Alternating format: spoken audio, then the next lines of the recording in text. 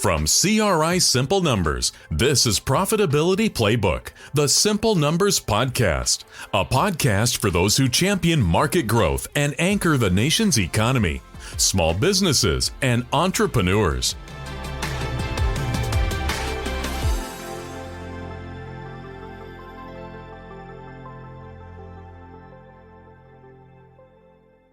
All right, hey there. Welcome to the Simple Numbers Profitability Playbook Podcast. You know, I have to write that down every time we do it because I'm surprised I haven't thrown a cuss word in there or something like that. But you all have a good weekend.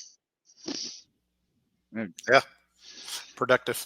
Yeah. Well, I was hoping to try to get a tan on this white bod, but it was ended up rainy and I had a little bit of sun there for a little bit. But other than that, pretty low key for me as well. So welcome back. It's been a while since we did one. We had we just could not get the schedule dialed in over the last 30 days. And we finally were able to get together here. So we're back. It's Brandon Gray and the man himself, Greg Crabtree.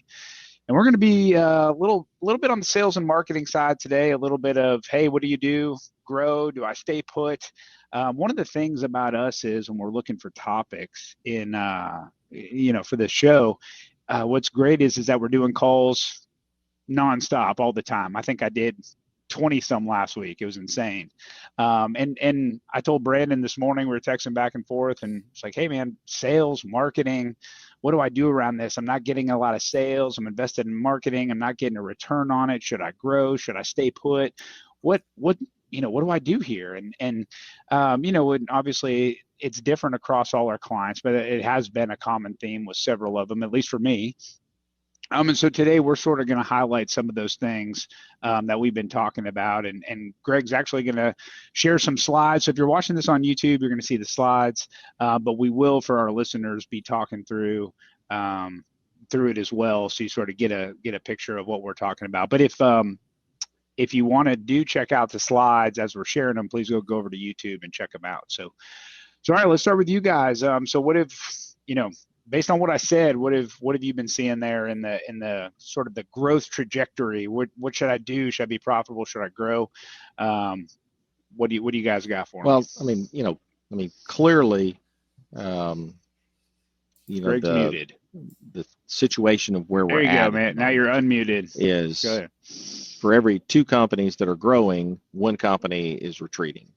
So that gives you kind of the feed of the market is what we see. And so a lot of those are just dependent. I mean, the companies that are growing, they're generally growing from two things. If you're a necessary business, you're growing in revenue because you're able to pass through price increases, far greater than what the government reports in inflation. So just, the government's number is a manufacturer number, and I think everybody knows that. But the real number is still pretty hefty. The other growth that we're seeing are where companies are taking over true market share from failing competitors. And so, and you've got to analyze that growth differently, because in an expanding market where you can sit back and plot a 5-year sales plan, 10-year growth plan, and all those kind of things, when you're taking on market share, that's a growth that doesn't repeat in growth. It repeats in business, but it doesn't grow again. And so one of my clients grew at 20%, this past year. Great, but they're under no delusion, that they're going to repeat that growth, because once they got that extra business from their failing competitors, their market is actually relatively flat, if not slightly declining. Then you've got the discretionary businesses that, the one out of every three that is not growing and is actually retreating in about the 17% average pace is what we've seen.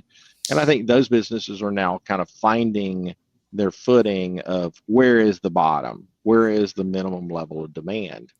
And so as we continue, we'll have an update here, probably we'll do another podcast here in a couple of weeks, with the latest data through the April data that we see. But based on all the models that we see every day, I think we're in this muddling sense of the market between now and November.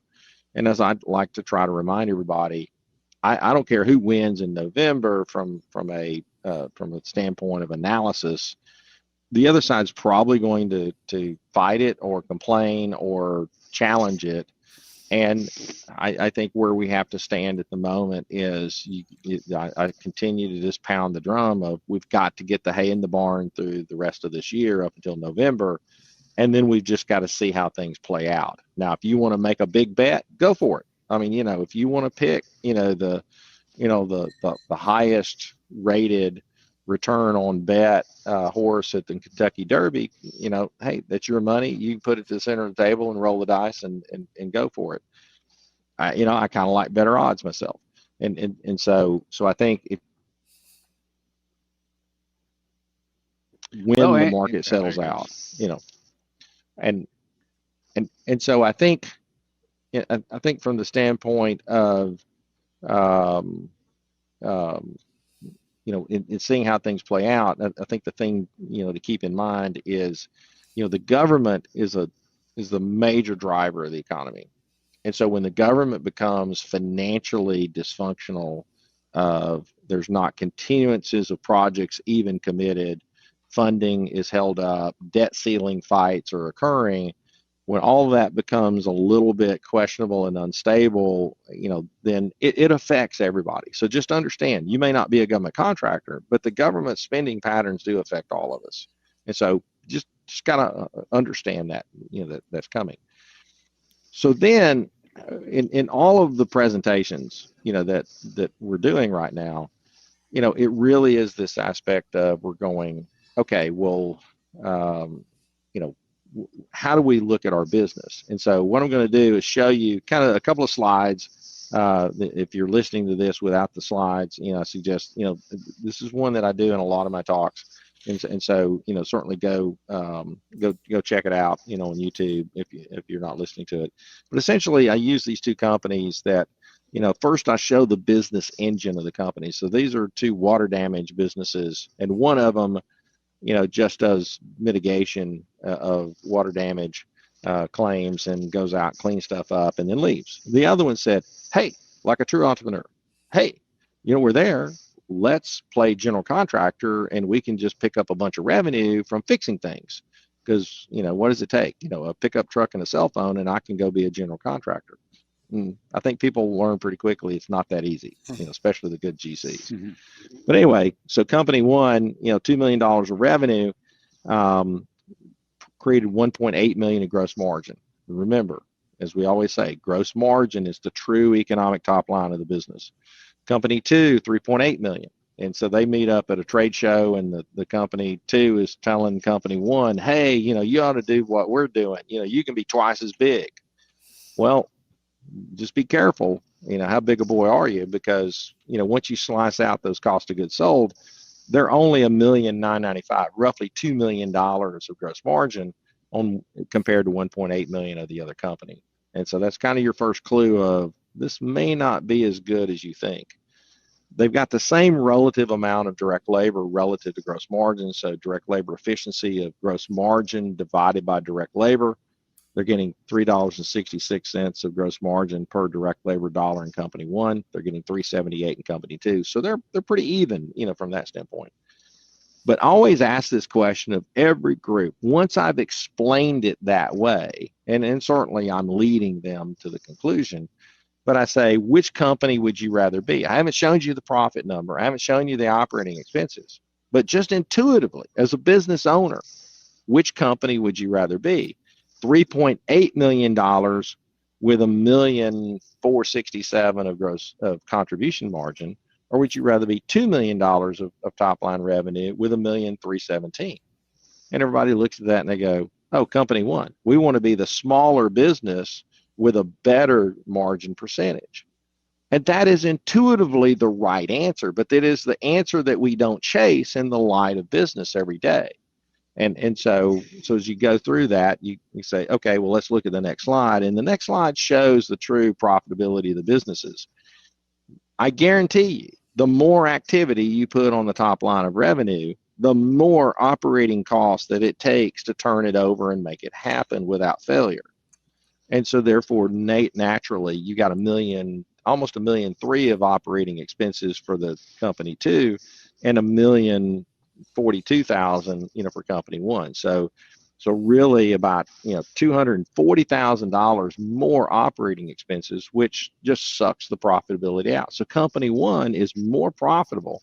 They make $274,000 of profit on $2 million of revenue, versus company two is only making $185,000 of profit on $3.8 million. Now, company two is still profitable, but it's below those minimum profit levels that we talk about in simple numbers. So they're at 9% profit to gross margin. The other company is right at that 15% profit to gross margin that we talk about. Company one, which is operating perfectly. Remember, we've always talked about that key number, the number two. Remember, you got to remember number two. They're $2 overall labor efficiency. When you take gross margin of $1.8 million divided by all labor, which is direct labor plus management labor, they're getting $2.14. That's the magic number, people. I mean, it's not rocket science. But the other company's only getting $1.80, and that shows that they are not getting enough out of their labor. So if we go into this, and this is really kind of the point of what we want to talk about today, because there's a lot of things that go into this. We say, listen, at the end of the day, you got to get profitable with what you got. I mean, when we've got a short sight of market conditions that we're facing right now, you got to get profitable with what you got. Why would you grow something that's not profitable? Unless you're at the beginning stage of an investment. I get that, but if you're grinding and it's not happening, you got to do some cutting. So you either cut to get profitable, you either grow to get profitable and grow into your cost, or you got to do a blend of the two. And so the fun one is always, well, let's grow into it. And so company one, they're at that, what I call the beginning stage of entrepreneurial mitosis. And so, I checked this with my wife. She's the biology major in the house. So I was just the accountant. So mitosis is the point in which a cell splits into two cells.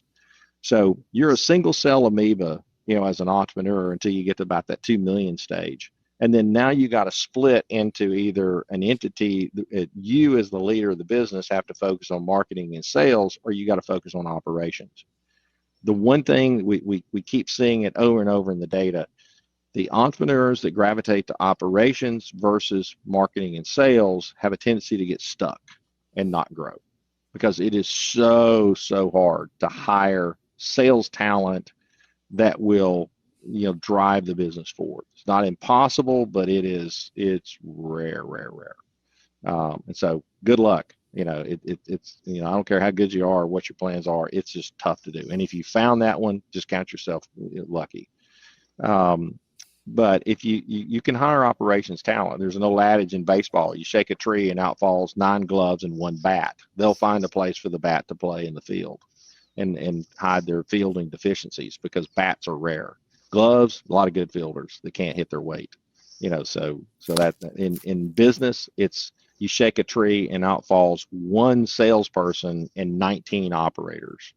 That's about the differential that we see, in the marketplace. And especially, it used to be about 1 to 10, but now sales talent has really kind of disappeared because we've gotten lazy. The market was so hot. We were getting so many gifts of the market sales in the last 20 years that sales talent has really just kind of disappeared.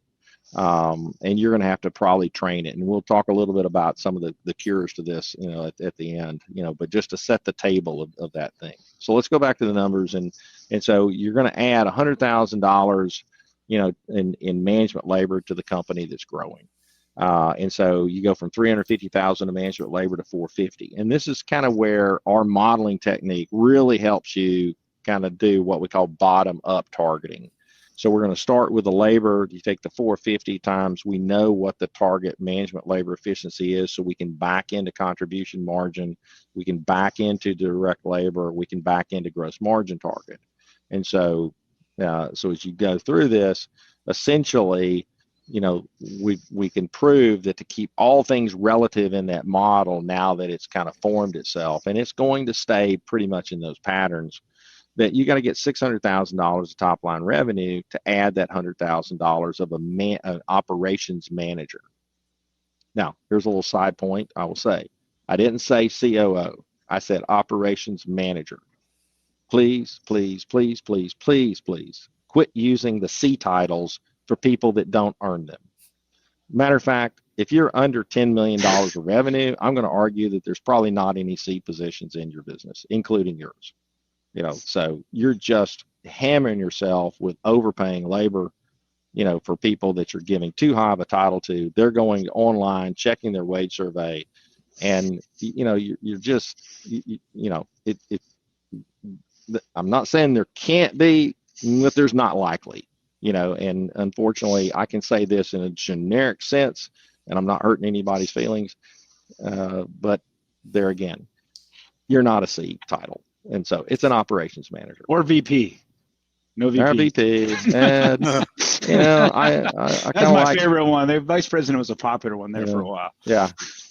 I've got a large client in Australia that does about $100 million of revenue, and the owner of the business does not call himself the CEO. He calls himself a director. So, and he's a great guy.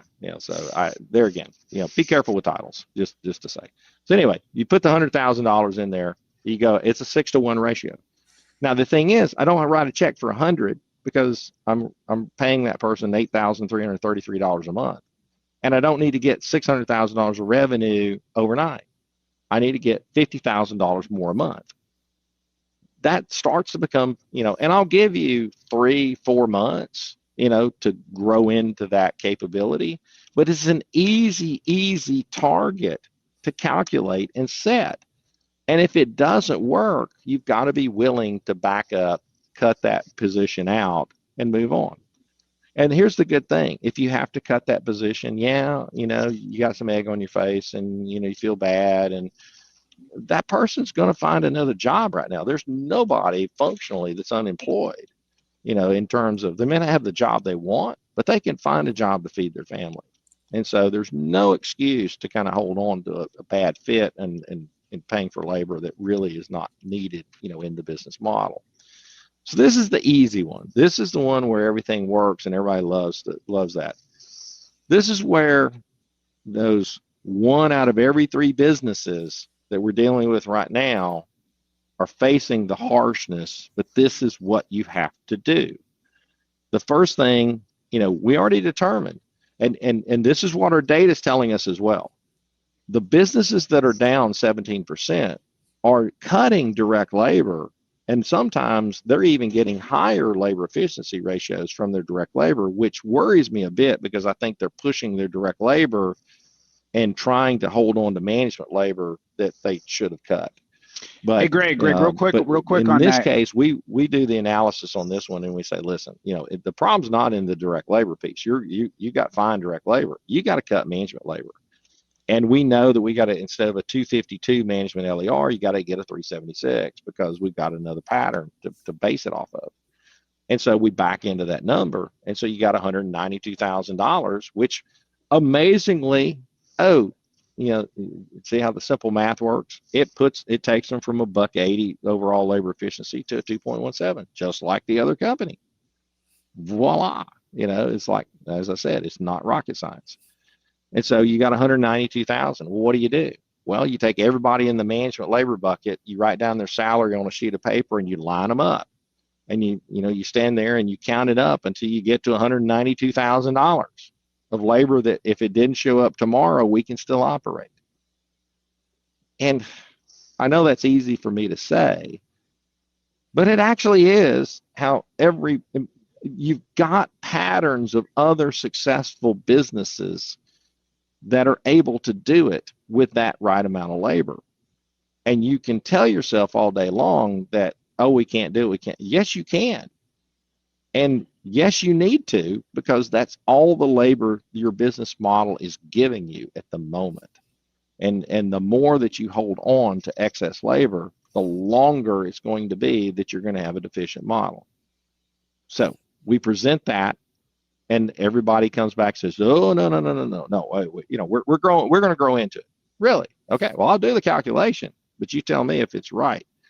And so we go back to the calculation and say, okay, well, I'm going to let you grow into it. So we're going to keep the $582,000 of management labor, And then we're going to do the calculation upwards to say, so if you keep all the management labor that's in place, you've got to grow contribution margin from $1,467,000 to 2.1 million, or almost 2.2 million. I can't do that with the same direct labor. I got to add direct labor ratably because we've already established the direct labor rates is fine. And once you work your way all the way to the top, it takes $2 million of revenue at the current rates of profitability to then justify and get back to the and guess what? When we work all those rates in, guess what? Total labor efficiency comes back to a 2.14. But to say that you're going to grow 2 million on the top line and give out no additional compensation to your management team is just, you're just in la la land. I mean, it's not going to happen. And so what are you going to do about it? And the reality is you could probably, do a little of both and try to cut and grow. But this is mostly a cut scenario, in that process. But when you're looking at these issues and you've got to make changes, whether it's growing your business but if you're cutting or trying to grow or you can't grow into it, it's either, is it people, is it pricing, or is it process? And it's many times a little bit of all three, in that process. But you change a lot by, adjusting the people factor. And I know that's the one where all of us get our ego, caught up in it. But,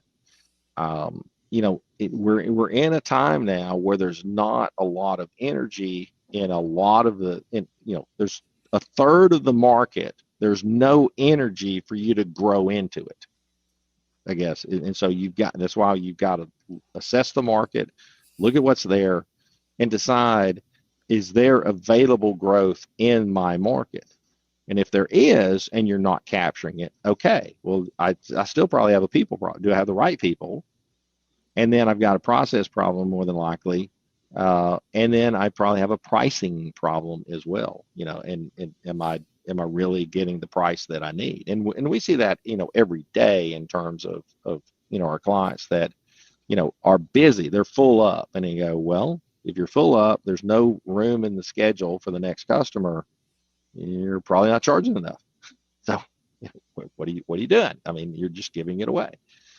And so those are the two out of the three that are growing, and they can raise those prices, and do that. But that you've got to understand, which of these groups do you fit in, and then what is your activity? And as we said, kind of setting up, the discussion is, are you pricing effectively? Are you selling effectively? As we've talked about, one of the things that I mentioned was, we've really seen this disappearance of sales talent over the last 20 years because we didn't need salespeople to get a lead across the threshold. You just needed to take their order. Market's a little finicky right now. It needs somebody to get it across the finish line. And you're going to have to commit to sales training. You're going to have to really dig into your process, and you're going to have to get really, really, really, good, at assessing your market conditions and figuring out where the fish biting and where we're going to risk dropping our bait, to go win those customers. All right. So we'll open it up. You guys weigh in on kind of your thoughts on that. All right, I think we got our audio back now. So like Greg was saying, you have to evaluate the marketplace right now in terms of, is it going to allow me to grow? And when I say allow to grow, like we mentioned, it's about, can I go steal market share? And if you say, yes, I can steal market share, the most critical factor there is you've got to evaluate your current team in terms of, are they deal makers or deal takers? And the marketplace is flooded right now with salespeople who were benefactors of a really nice run of the economy. And so they're deal takers. They could write up the deal, they could follow through with the call and what have you. And there was 10 more in line behind that current customer that wanted services or wanted a product. There's much fewer deal makers. And that's the big thing you got to kind of go out and find. And so as you look at your current team, can they make the deal or can they just take the deal? And if you got a group of deal takers, good luck. You're going to struggle to grow. The other thing you got to look at is if you are in a marketplace to where stealing market share is going to be really difficult. Either you're more so along those lines of a discretionary type of business than a necessity business, or you look at your team and you go, I just don't know that we've got the horses to be, deal makers from that standpoint. That's where you got to really start to evaluate what everyone on the admin management team is doing. Like Greg said, our data shows that companies have done a decent job of getting their direct labor to be in a line to the current activity.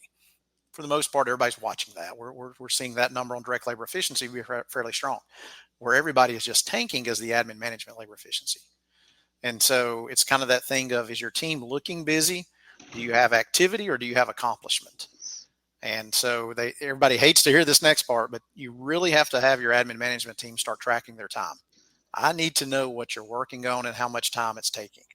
And then from there, we can determine, okay, what's our best course of action? That kind of gives you the details and the information that you need as you start to dig into that team. Let's say you do arrive at the solution that, hey, we're going to have to cut a little bit in order to survive and play ball for another day. Well, there's a couple things we're going to start to look at there. So the first is going to be, how difficult is it going to be to replace this position?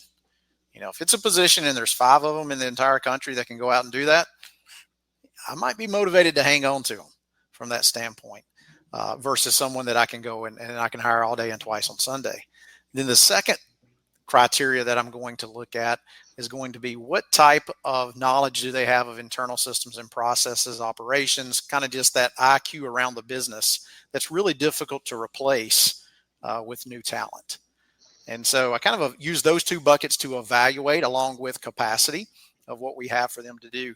And sure, everybody might just have to suck it up for a year or 2, take on some extra tasks, get rid of the low value work that they were doing. That's why you track the time from that standpoint. And a lot of times you find the answer is, a 2 steps forward, half a step back. And what I mean by that is we reduce by an expensive managerial position, and we offboard some of the low value tasks to more of an administrative assistant type of position to get the most bang for the buck overall. Yeah, and I noticed too, when it comes to the cutting scenario, especially when I look at the 100 company model and I see the reduction in direct labor, we often talk about what happened, if you look at the 100 company model, and as a percentage, you don't see much difference from December of 2019. And a lot of the principles that were in place during 2019, we got away from 2020 to 2023, where, again, gifts of the market, just like Greg was saying, where you could, sales were flowing in, money was going all over the place in the market. We saw, and hey, we're probably a little guilty of it to a point of, hey, you had to get a labor was available. If you got a couple good ones, you might have hired ahead. And we see people reducing the labor now, and it's some of that, hey, are we getting rid of now some of that unproductive labor, right? Back to the efficiency side of things of going, hey, you know what, that person, I actually don't need them. I can combine tasks. We're a little overstaffed. To the marketing spend of, we have some people that were just spending money on marketing and it was coming in and not really realizing that, hey, we had some inefficient marketing spend. And I noticed on the cut scenario, and I show my clients it, oh, wow, they really reduced marketing over there. And it's like, well, they're reducing some of that inefficiencies that was either too expensive and not getting that return on investment they needed out of it, or it just wasn't working for them and at all. But they were unable to notice that.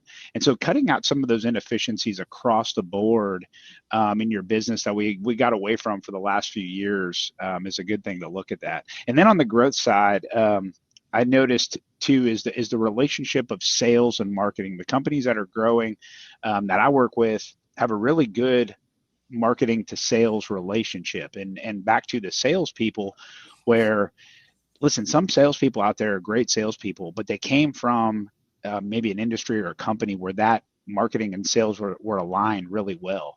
And you oftentimes find yourself maybe hiring, oh, the salesperson's so great, they're just going to go get it. And then they might fail for you.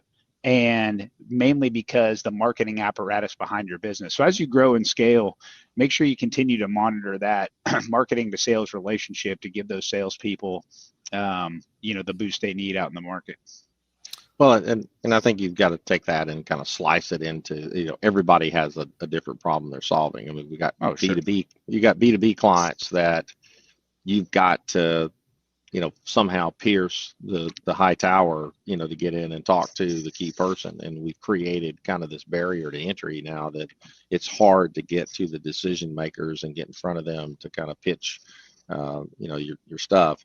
You've got B2C in terms of generally a little more marketing, dependent, but now is requiring that human to close the transaction. And I've talked to several clients of late, that are in B2B, but they're selling a product that might be $1,000, and you don't have a lot of margin in $1,000 product to have a human involved in getting a transaction across the finish line.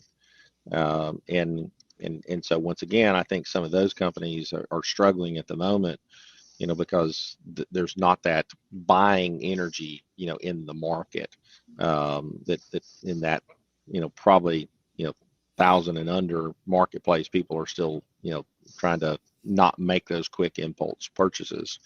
And then obviously the big sales, though, I mean, like I said, you still got to have the sales there. But from the marketing side, I mean, we're not seeing people cut back their marketing, but we are seeing people question what they are spending for marketing. Right. And, Yeah, exactly. And you've got to spend it. I mean, we're not advocates of cutting back spend, but I think there's a lot of our clients who've gotten kind of lazy and repetitive and having to reassess, hey, is it really working? And let's try something different. And, and that's, a little bit of a black art. And I think sometimes, that's where you kind of got to get out of your bunker and get out and interact with some other folks and really get some other ideas and test things. And I don't know that anybody truly knows the answer. I mean, it's, sometimes people have just found unusual success in a niche where they just didn't think that there were customers there, and then they found it. And others are just spending and just nothing, no drips happening, in that process. So I think the key is just don't be afraid to change it up and really, try something different. Yeah, and a great example, we'll plug the Simple Numbers 2.0 there when you talk about launch capital. Greg uses a great example with Brandon's client, talking about using marketing as a launch capital and how to measure that return on investment there, which is good. Yeah, and and now and that example came in a time where the market was expanding, but there again, I mean, it can still happen, and then there's some areas, where it certainly is, but I think that the thing is this is a time like none other, and I keep repeating that to every group that I talk to is, listen, you can't use patterns of the past right now as effectively as we've used it, in times past. This is a different marketplace that has conditions that have never existed at the same time. And the main, idea there is the fact of just the labor component. We've never had a situation where there's functionally no unemployment anywhere, any industry in the country. And same with other developed countries as well. Canada, there's no unemployment up in Canada. Australia, there's no unemployment in Australia. I mean, those are just unheard of conditions. And, and so once again, we've got to look at the marketplace with fresh eyes and make fresh plans. And I think we've got to keep our head on a swivel to be looking at really 3-month tranches of where you're going. I mean, if you really just forget an annual plan right now, there's too many questions about what's going to happen in the next 24 months that, I mean, you can do it if you want to, but if you want to do a 5-year plan, you want to do a 10-year plan, I'm going to happy to take the bet that I'm going to show up 5 years from now or 10 years from now and look back at you making that plan and saying, was it worth the time and effort to do that?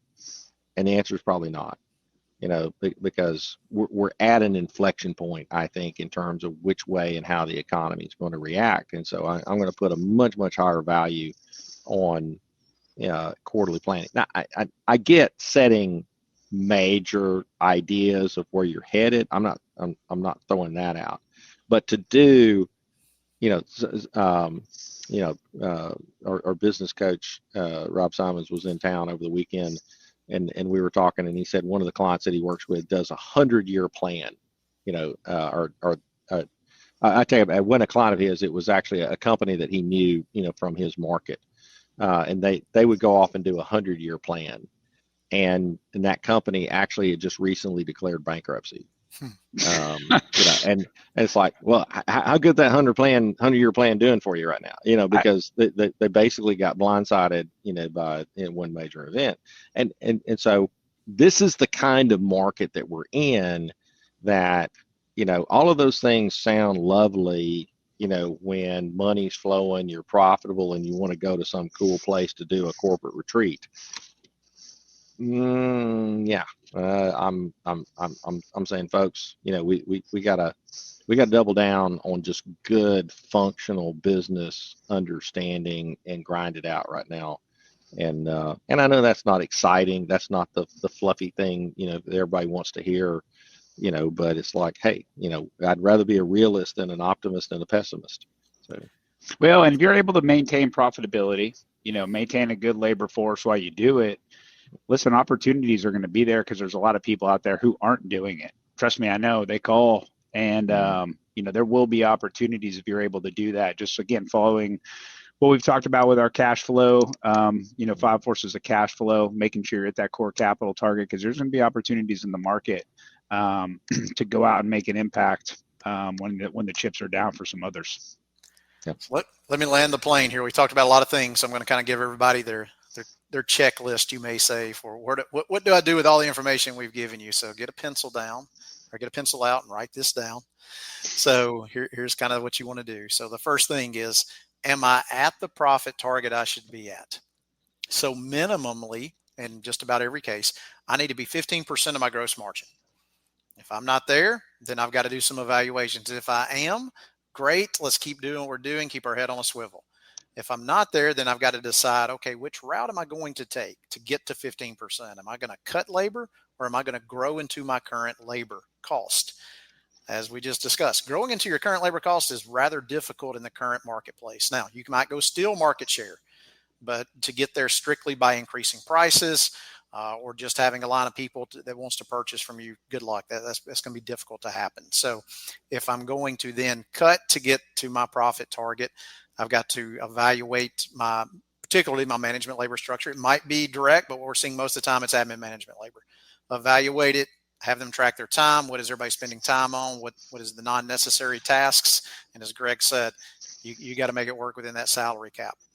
If I'm going to grow into my footprint, which, like we said, is going to be difficult, but it can be done from that standpoint, I got to evaluate first all my marketing efforts. Am I getting return on all of my marketing spend?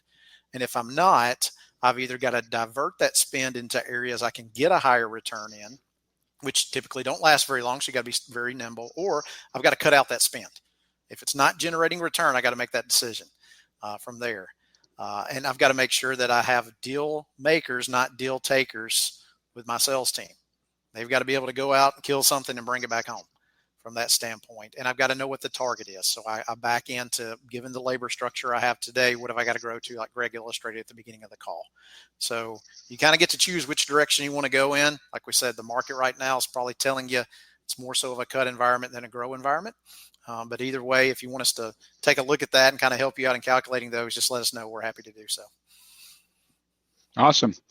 Well, thanks guys for getting on here and sharing your insights. For Brandon, Greg, I'm Mike. Hope you enjoyed it, and we'll see you next time.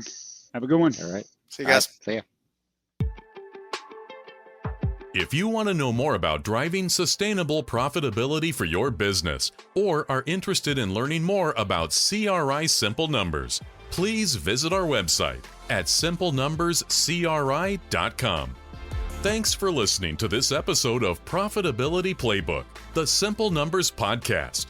You can subscribe to Profitability Playbook on Apple Podcasts, Spotify, or wherever you prefer to listen to podcasts. If you liked what you heard today, please leave us a review.